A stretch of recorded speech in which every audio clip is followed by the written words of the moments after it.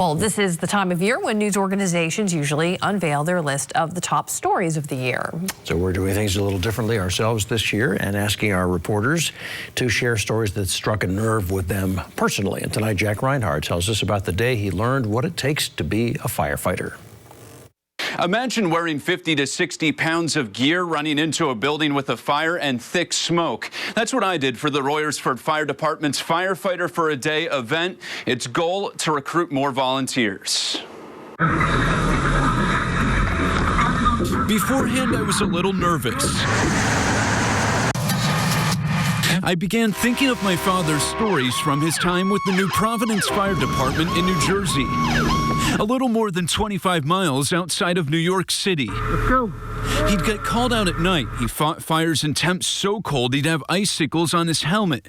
Once he was called to a gas explosion that shifted a home off its foundation. Hose team coming in! As I entered the burned building, my nerves went away and I felt an adrenaline rush. Our team quickly extinguished a fire and headed upstairs in the thick smoke. I'm still behind you.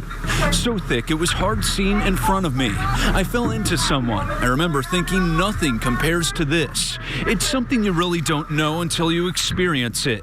Deputy Chief Dave Panetta was the mastermind behind it all. We wanted to make it an experience, and I think that we really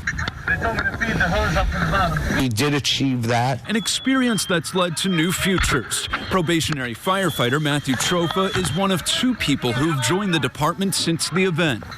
All of that combined really kind of piqued my interest and showed me a side of what these men and women do day in and day out.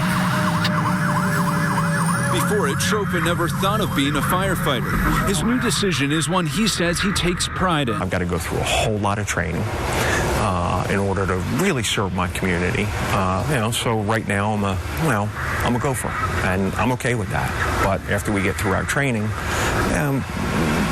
it'll mean more. At the end of the day, I was tired and smelled of smoke. I called my father to tell him about the whole experience. I've always had a large appreciation for what firefighters do, but I've developed an even greater one following this event. These brave men and women run into the unknown, risking their lives to save others, just like what my father did. In the Burke studio, Jack Reinhard, 69 News.